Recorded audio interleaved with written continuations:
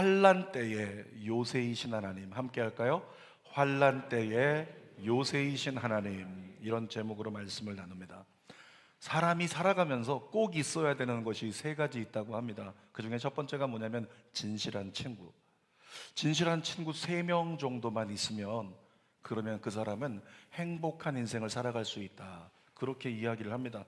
어떤 사람들에게 저는 진실한 친구가 없습니다, 이렇게 얘기할 때 상담가들이 보통 반문해서 이렇게 얘기합니다. 혹시 당신이 진실한 친구가 되어보려고 노력한 적은 있냐고. 친구들이 나에게 다가와 주지 않는다고 원망하기보다, 실망하고 절망하기보다 내가 진실한 친구가 되어주려고 노력했는가. 이 교회도 똑같은 것 같아요.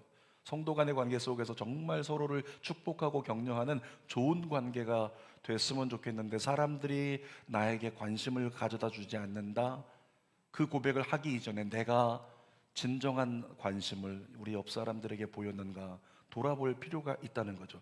자, 진실한 친구가 필요하고요. 또 사람이 살아가는데 꼭 있어야 되는 두 번째는 내가 필요한 존재라는 생각이 있어야 된대요. 내가 필요한 존재다. 여러분, 사람은 누군가에게 필요한 사람이 되었을 때 내 삶이 의미 있다고 느낀다고 해요. 그러니까 아프리카에 있는 사람들 가서 그냥 먹을 것만 나눠주고 필요한 것만 도와주고 그러면 될 것 같은데, 아니요. 예전에 어떤 사람이 아프리카에 가가지고 뭘 했냐면, 그냥 먹을 거 나눠주고 이런 걸로 끝나지 않고 자신의 일을 좀 도와달라고 아프리카 사람들에게, 그냥 나 이거 좀 도와줄래? 나 이거 좀 도와줄래? 라고 했더니 너무 행복해 하더래요. 그래서 너 왜 이렇게 기분이 좋고 행복하니 물어보니까, 내가 당신에게 필요한 존재가 되었다는 것이 너무 좋다고, 이런 얘기를 해요. 여러분, 이런 어떤 원리를 가정에 적용을 하고 접목을 시키면 자녀들에게 가끔씩요, 부탁하십시오. 엄마 도와주지 않을래? 아빠 도와주지 않을래?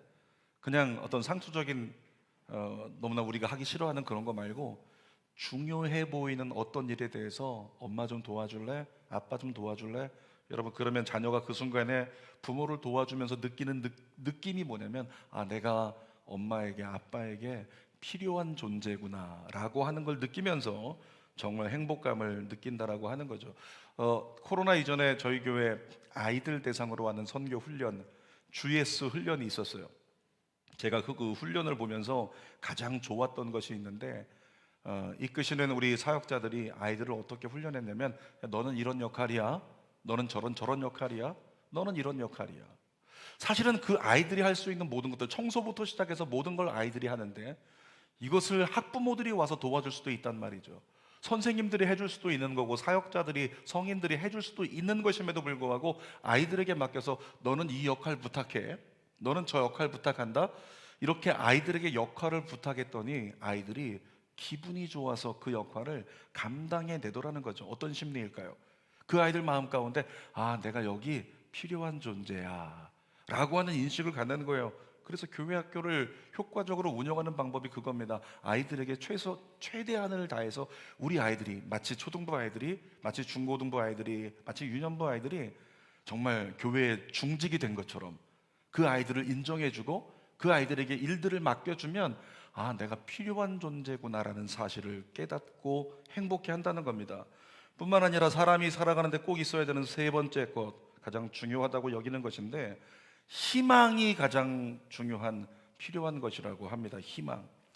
고대 로마에 오비디우스라고 하는 시인이 있었는데요, 사람들은 그 오비디우스를 볼 때마다 굉장히 부러워했대요. 왜냐하면 늘 밝았고 늘 활기차고 또 늘 좋은 모습이었기 때문에 너무 부러워한 거죠. 그래서 어떤 사람이 물어봤답니다. 오비디우스, 당신의 비결이 뭡니까? 그렇게 즐겁고 활기차고 그렇게 행복한 비결이 뭔가요? 이렇게 물어봤더니 그 사람이 이런 대답을 했습니다. 나의 희망은 항상 실현되지는 않습니다. 그러나 나는 항상 희망합니다. 내가 희망하는 것이 항상 되는 건 아니지만 난 늘 희망을 가지고 산대요. 그 희망을 가지고 살다 보니까 그 희망을 향해서 늘 나아가려고 노력하는 내가 활기차게 되고 밝아지고 모든 사람에게 긍정적인 사람이 됐다, 이런 얘기를 하고 있는 거죠. 여러분 어떻습니까? 여러분에게 희망이 있나요? 희망이 있으십니까? 목사님, 제 인생 이미 다 꺾였습니다. 이런 생각이 있나요? 솔직하게 저와 여러분들 중에 희망, 특별한 생각이 안 나는 사람도 있을지 몰라요. 희망, 그냥 오늘 하루 그냥 내가 살아가는 거지 무슨 희망은, 이렇게 생각하는 사람도 있을지 모릅니다. 그런 사람에게요, 성경 한 구절을 선물로 드립니다. 예레미야 29장 11절입니다. 같이 읽어볼까요? 여호와의 말씀이니라. 너희를 향한 나의 생각을 내가 아나니 평안이요 재앙이 아니니라. 너희에게 미래와 희망을 주는 것이니라. 사랑하는 여러분, 여러분의 미래의 소망이 있습니다. 하나님이 여러분에게 미래를 주신대요. 좋으신 하나님이 여러분에게 나쁜 미래를 주시겠습니까? 좋은 미래를 주실 것입니다. 그것을 희망하는 희망조차 하나님께서 우리에게 부어주신다고 약속하고 계세요. 자, 5월은 푸르구나, 우리들은 잘한다, 어린이날도 오래. 여러분, 5월은 푸르른 계절이에요. 많은 잎이 튀고 열매가 맺기 시작하는 계절이죠. 근데 우리의 영혼을 가장 많은 영적인 잎이 튀게 하고 열매를 맺게 하는 방법 뭐가 있을까요? 하나님의 말씀입니다. 왜 그럴까요? 하나님 말씀 속에 뭐가 있기 때문에? 희망이 있기 때문에. 따라합시다. 말씀은 나에게 희망을 준다. 희망 가지시겠습니까? 말씀 읽으시겠습니까? 그래서 말씀을 읽어야 되는 거예요. 오늘 본문 우리가 읽었는데 시편 9편인데요. 이 시편 9편은 그야말로 희망의 시편입니다. 제목을 빌려서 한마디로 하면, 내가 환난 당할 때에, 내가 인생의 환난을 경험할 때 나를 지켜주시는 요새가 되시는 하나님을 노래하는 희망의 시편이에요. 그래서 다윗과 저와 여러분들이 해야 될 것은 어떤 상황에도 주님을 의지하고 주님을 찾는 것이 최선이라는 사실을 깨달아야 한다. 이것이 오늘 설교의 큰 요지입니다. 자, 다윗이 많은 시편을 쓸 때, 시편 9편을 쓸 때도 그랬고요. 어떤 상황이었습니까? 대적들이 좀 무너지기는 했어요. 그래도 여전히 대적들의 위협과 대적들의 추격이 그치지 않는 상태 가운데 있었다는 거죠. 여전히 도망자의 삶을 살고 있었던 다윗의 삶이었습니다. 그런데 다윗은 무엇을 노래했다? 무엇을 노래했다고요? 두 글자, 희망을 노래했다고요. 분명히 쫓기고 있는데, 분명히 대적들 가운데 내가 눌리고 있고 공격받고 있는데, 슬퍼해야 되는데, 억울해야 되는데, 답답해야 되는데, 그는 무엇을 노래했다? 희망을 노래했다는 거죠. 여러분, 이것이 믿음의 사람입니다. 우리 인생을 볼 때 그런 생각이 들지 않습니까? 내 인생도 보니까 도망자 같아. 내 인생도 도망자 같다. 무언가에 계속 쫓겨요. 계속 쫓기는 거죠. 계속 쫓기고 아둥바둥 살아가는 우리의 모습. 그래서 우리의 삶은 늘 바빠요. 그리고 늘 분주하죠. 삶의 여유라고는 하나도 없는 삶을 우리가 살아가고 있다는 거예요. 여러분, 그런데 만일 저와 여러분의 마음 가운데 내 가슴을 뜨겁게 하는 어떤 희망이라는 것이 있다면 어떨까요? 오늘 내가 아둥바둥거리며 쫓겨가며 살아가고 있는데 내 마음 가운데 희망이 있다면 그것 때문에 오늘이라는 시간을 잘 이겨낼 수 있잖아요. 아이들 유학 보내놓고 그렇게 그냥 내가 아둥바둥거리면서 열심히 일해가지고 나는 지쳐가는데, 우리 애들 유학에서 공부 잘했으면 좋겠어. 그것 때문에 그냥 아이한테 다 쏟아부으면서도 아이가 아빠, 엄마, 내가 이렇게 할 거예요, 저렇게 할 거예요, 그런 메시지를 전해주면 어떻게 되는 거예요? 부모의 마음 가운데 희망이 생기는 거죠. 뭐 저희 집 얘기하는 거예요. 부모가 희망이 생기는 거예요. 그래, 지금은 힘들지만 조금만 견디면 그 아이를 통해 놀라운 좋은 일들이 일어나게 될 거야. 가문이 번성하게 될 거야. 이런 희망이 생기면 오늘 힘들지만 외롭지만 견딜 수 있다는 거죠. 여러분, 시편을 읽을 때마다 느끼는 거지만 다윗 참 위대한 사람입니다. 다윗이 환난 중에서 하나님을 요새의 하나님으로 누리고 하나님 안에서 환난을 이겨내요. 자, 다윗처럼 살 수 있다면 문제 없겠다. 어떻게 가능했을까? 오늘 세 가지를 함께 나누려고 합니다. 첫 번째로, 다윗은 환난 중에도 하나님을 바라보았기 때문입니다. 따라합시다. 환난 중에도 하나님을 바라보자. 다윗이 도망자 신세가 됐을 때 얼마나 힘들었을까요? 여러분 아시죠? 다윗이 처음 기름 부음 받을 때 사무엘에게 너 왕 될 거야. 그리고 다윗이 왕이 될 거라는 이야기를 듣고 나중에 사울의 이 장수가 됐을 때 나간 전쟁마다 다 이겼어요. 야, 이기고 또 이기고 또 이기고 또 이기다가 나 결국에는 왕 되는 거구나. 이게 수순이네 생각을 했는데 어느 한순간에 추락해버려가지고 도망자로 살아갈 때 얼마나 힘들었겠습니까?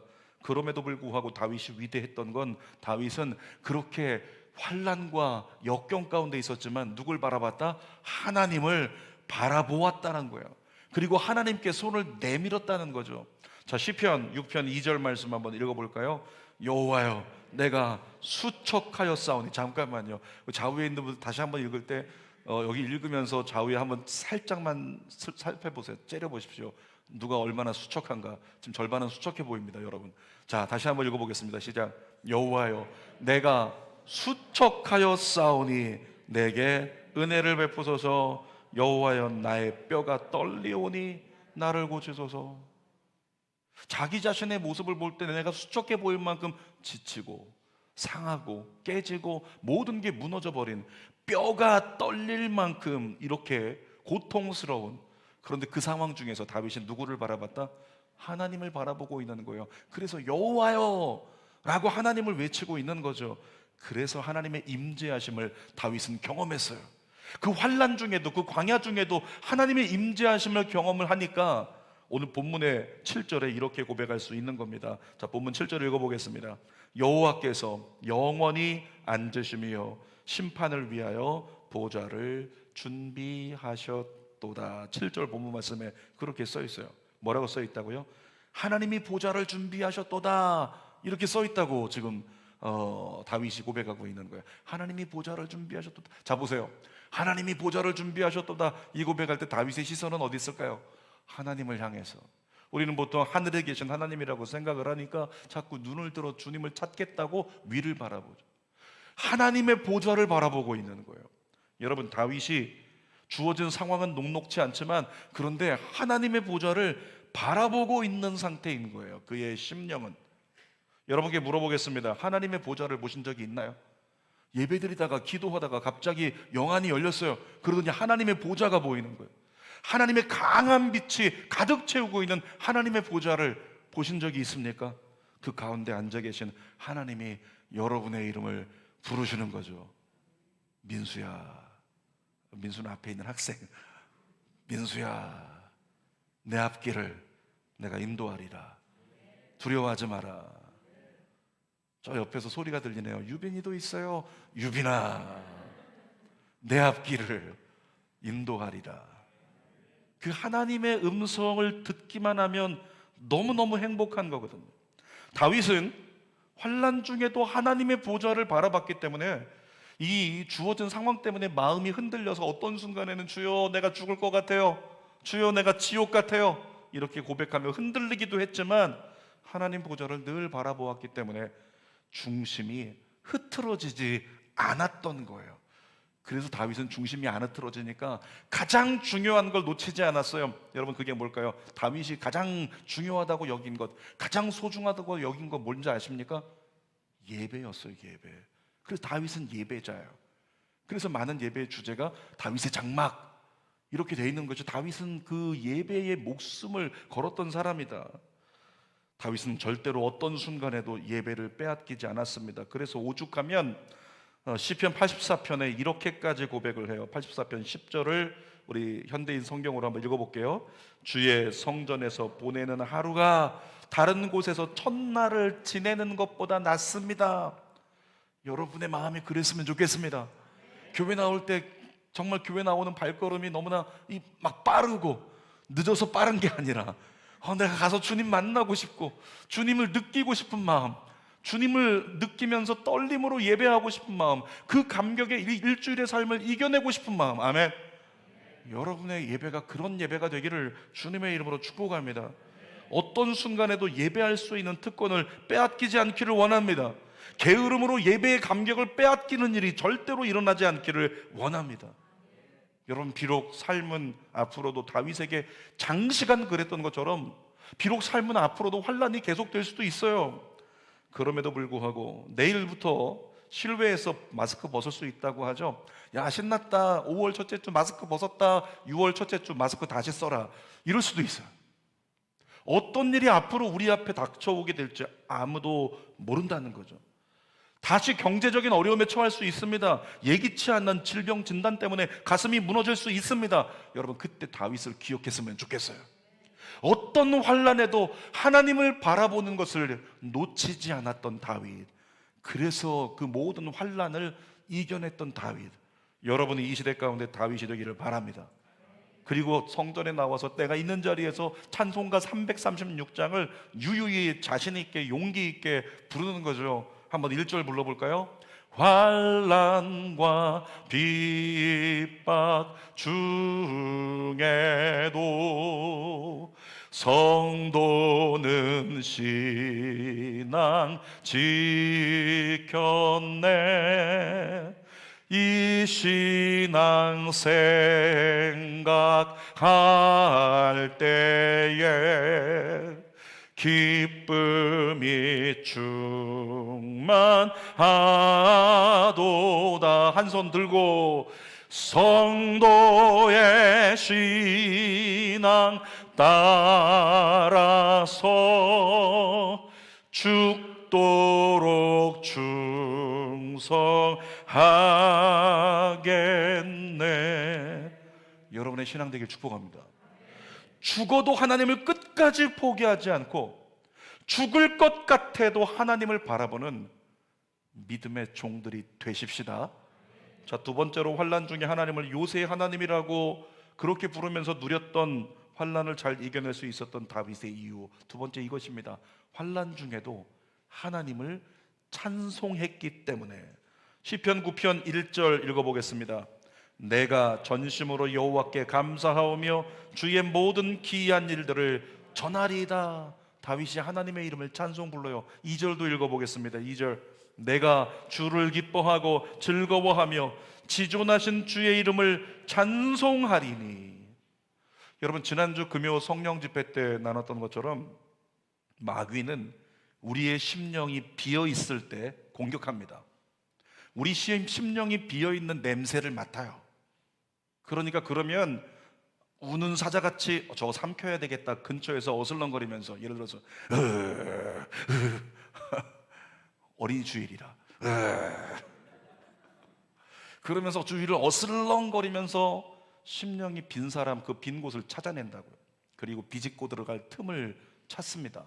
그때 우리가 절망하고 낙심하면서 원망하고 불평하기 시작하면 틈이 열리고 사탄이 순식간에 우리를 지배하고 말아버리는 거예요. 여러분, 그리스도인은 우리의 심령을 비워두면 안 됩니다. 저와 여러분의 심령이 하나님으로 가득했으면 좋겠어요. 쉽지 않잖아요. 여러분, 그런데 가장 빨리 우리의 심령의 빈 곳을 채우는 방법이 있습니다. 그것은 바로 나의 하나님을 선포하는 겁니다. 다윗의 시편의 위대함이 거기에 있습니다.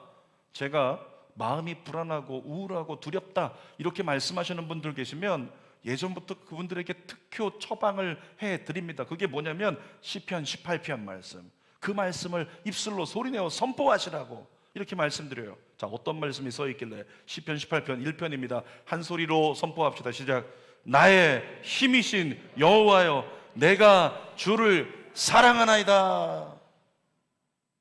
어제 저희 교회 배드민턴 동호회가 있죠. 배드민턴 동호회 어저께 제가 토요 제자훈련 끝나가지고 처음 참석을 했어요. 처음 참석을 했는데 가서 하려고 하다 보니까 스트레칭도 하는 나름대로 한다고 했는데 나중에 보니까 세상에 안 썼던 근육들이 왜 이렇게 많은 거예요. 그동안 그래도 나름대로 헬스장에서 운동하면서 이 정도면 많은 근육 움직였겠다, 잘 버티겠다 싶었는데 배드민턴을 어저께 해보니까 이건 해서는 안 될 운동인 것 같은 거예요. 온몸의 근육을 다 써. 구석구석 안 쓰던 근육들이 다 건드려져가지고 나중에는 그 온몸이 다 아픈 거죠. 견딜 수 없는. 그런데 뭐 합니까? 그럼에도 불구하고 오늘 아침에 일어나가지고 온몸이 아파가지고 아침부터 막 스트레칭하고 소리를 내가면서 그 온몸을 비틀어가지고 구석구석을 다 아프지만 더 스트레칭해서 풀어놓고 오려고. 여러분, 스트레칭을 하면서 내 어떤 그 굳은 근육을 푸는 거, 이게 뭔지 아십니까? 이 시편 18편 1편 말씀 같은 이런 말씀들을요 입술로 선포하는 게 그런 거예요. 나의 영혼의 그 굳어진 것, 나의 영혼에 묶인 것을 어떻게 한다? 스트레칭한다. 영혼의 스트레칭. 나의 힘이신 여호와요. 평상시에 그런 고백 안 하잖아요. 안 하기 때문에 굳어진 그 입술의 근육, 믿음의 근육입니다. 나의 힘이신 여호와여, 내가 주님을 사랑합니다. 입술로 고백하는 거예요. 자, 시편 18편 2절도 읽어보겠습니다. 시작.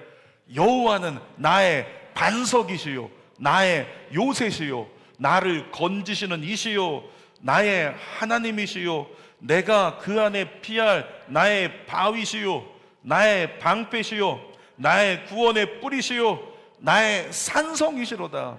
여러분, 이런 말씀을 선포하는 게 뭐라고요? 영적 스트레칭이다. 이 말씀을 선포할 때 나도 모르게 우리의 심령의 빈 곳이요 가장 빨리 채워지는 거예요. 따라합시다. 하나님은 나의 힘이십니다. 반석이십니다. 요새이십니다. 피할 바위십니다. 구원의 뿌리십니다. 산성이십니다. 아멘. 그러니까 이와 같은 믿음의 선포가 어떤 역사를 이루냐면, 사실은 하나님은 반석이십니다, 이게 뭐냐면 우리 입술의 선포지만요, 사실은 찬송이에요. 찬송의 가장 큰 주제가 뭐냐면 하나님을 높이는 거예요. 하나님은 이런 분이십니다.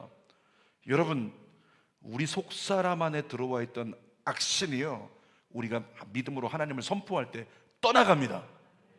자, 사무엘상 16장 23절 읽어볼까요? 하나님께서 부리시는 악령이 사울에게 이를 때에 다윗이 수금을 들고 와서 손으로 탄즉 사울이 상쾌하여 낫고 악령이 그에게서 떠나더라. 좌우에 있는 사람에게, 좀 모르는 분들에게도 선포하시고요, 상쾌할지어다, 상쾌할지어다. 자, 제가 추임새를 들 테니까 한 번만 더 상쾌할지어다 하는데 이렇게 하는 겁니다. 누렇게 뜬 거, 자, 상쾌할지어다, 상쾌할지어다, 상쾌할지어다. 우리 인생들이 안 상쾌해요. 대한민국 사람들이 특히나 안 상쾌해요. 그러니까 표정을 보면 표정도 하나도 없고 늘 그냥 포커페이스만 해도 괜찮은데 늘 인상 찌푸리고 다니고, 그게 우리의 일상이거든요. 근데 어떻게 된다?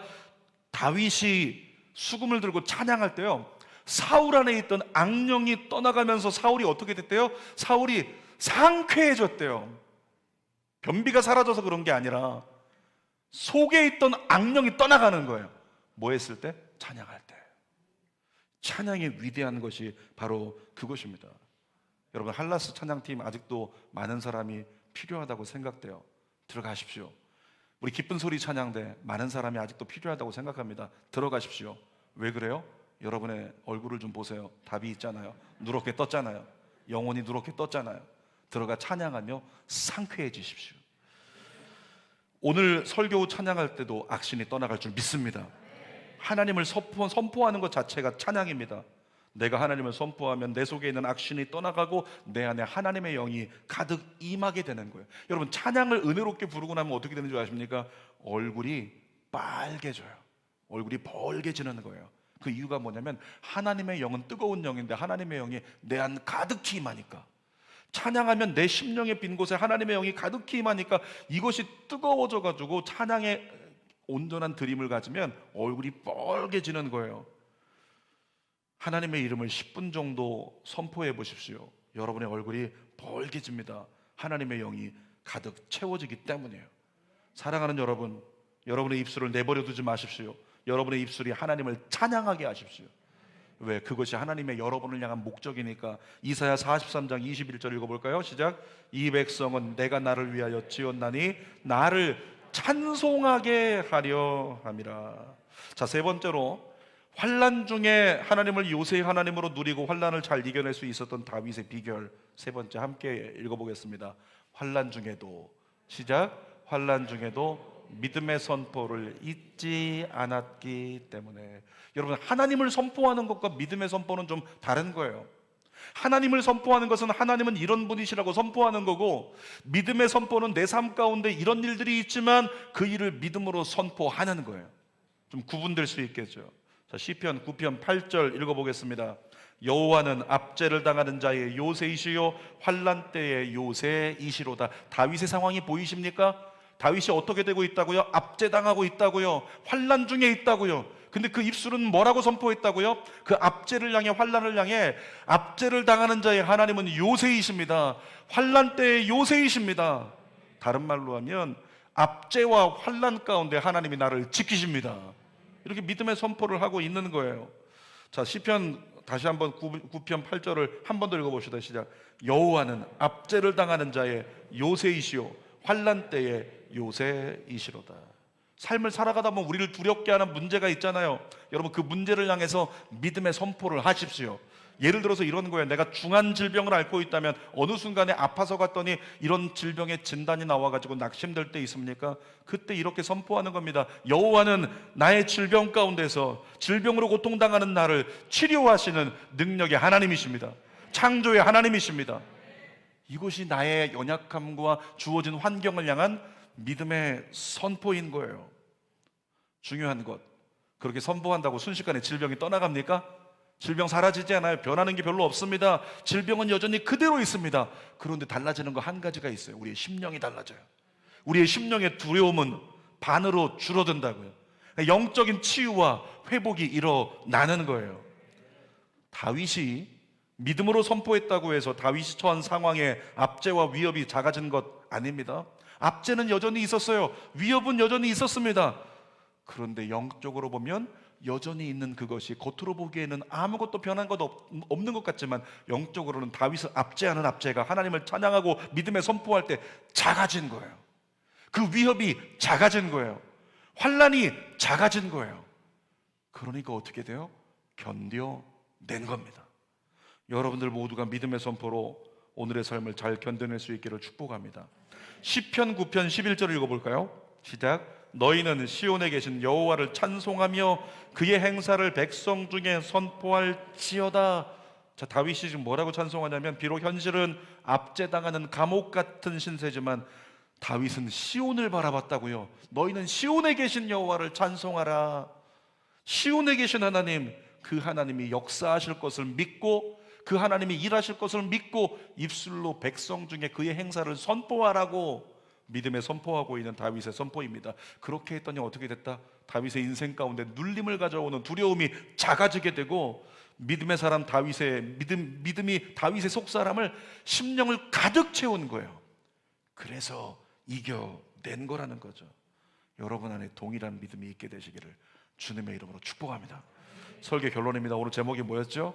환난 때에 요새이신 하나님. 한 번 더. 환난 때에 요새이신 하나님. 사랑하는 여러분, 더욱 주님을 바라봅시다. 더 힘껏 하나님을 찬양합시다. 오늘의 상황과 상관없이 여러분의 삶에 역사하실 하나님을 믿음으로 상황 가운데 선포합시다. 그때 하나님이 예비하신 은혜와 평강이 여러분의 속사람을 강건하게 하고 꽉 채우는 역사가 일어나게 될 줄 믿습니다. 그때 우리는 환난을 이겨내게 되고 하나님의 영광을 간증하는 내일의 주인공이 될 것을 믿습니다. 기도하겠습니다. 살아계신 아버지 하나님, 5월을 시작합니다. 이 시작하는 5월에 하나님, 우리의 삶 가운데 여러 가지 환경과 상황들이 바뀔 텐데 그 상황 가운데 또 어려움이 다가오고 문제가 다가와도 그 환난 중에 하나님을 향하여 하나님을 바라보는 걸 놓치지 않았고 찬송하는 걸 놓치지 않았고 그 하나님의 이름을 믿는 믿음으로, 역사를 믿는 믿음으로 내 상황 가운데 믿음에 선포했던 다윗을 기억하며 우리도 그 길을 따라갈 수 있도록 인도하여 주시옵소서. 우리 주는 위대하며 능력이 많으시고 그의 지혜가 무궁하여 영원하신 영광으로 우리를 이끄심을 놓치지 않게 하여 주시옵소서. 예수님의 이름으로 기도드립니다. 아멘.